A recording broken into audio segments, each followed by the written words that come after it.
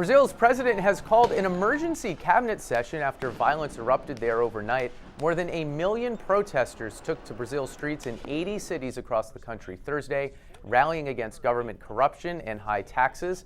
The Post's Juan Forero is covering it and joins us now by Skype from South America. Juan, is there a central ask, a central theme to these protests, or what are these guys after? I think there's a number of themes here. As you know, this began over a problem with bus fares. It started out small and then it started to grow. And then eventually people started to go out and they started to complain about just about everything. We're talking about corruption.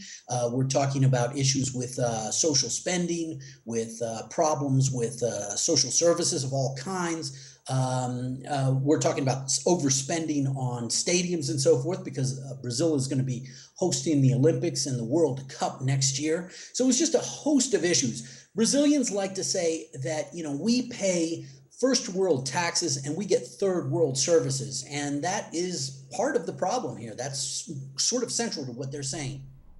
Most of the news out of Brazil in recent years has been good. It's a growing economy. It seemed to be thriving in that way. There is this income inequality that has dogged Brazil. So I wonder who these protesters are. Are these the folks being left behind, or these are the people that seemingly are doing better in the new Brazil, but not well enough?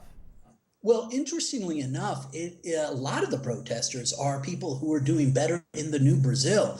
A lot of them are people in the middle class and in the upper classes who've done quite well in the new Brazil. I should say that the poor have also done quite well in the new Brazil. Let me explain a little bit. Over the last 10 years, Brazil has grown. The economy has grown steadily.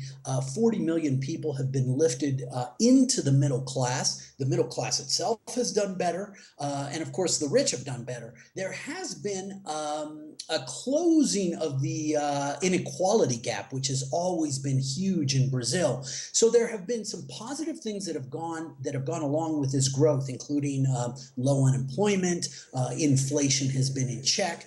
But lately, over the last year particularly, things have started to go south. The economy is really sputtering. The growth has pretty much stopped. Inflation rate has risen, and people at the same time are paying pretty high taxes and so forth, and they're getting shoddy services, shoddy schools, shoddy hospitals, and that's leading people into the streets. Those of us on the other side of the world can very easily see stuff going on in Brazil, stuff going on in Turkey and other places, and just start drawing connections between them, whether they exist or not. Are there comparisons to be made?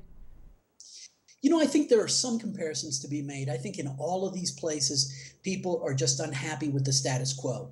Another thing that's similar in a lot of these places is that social media was the way in which all these people found out about what was happening and started to hit the street. I think we've seen that in Turkey. We saw that in Egypt. We saw that in Tunisia. We saw it in all these places. And we've seen that in Brazil. Now, the big difference between Brazil and a lot of the Middle East is Brazil is a democracy, a very solid and celebrated democracy. Very few Brazilians won't agree with that point. And so this isn't a place where people are rising up to topple the government. In fact, the president is quite popular. Until recently, her poll figures were close to 60%. It's just that people are upset by the way things are run. So then I guess lastly, where do we see this headed? If the central complaint is something as hard to change overnight as systemic corruption, then does this just need to burn itself out? Does it have the prospect of growing into something less manageable and more destructive? Where is this thing in a few days or a couple weeks?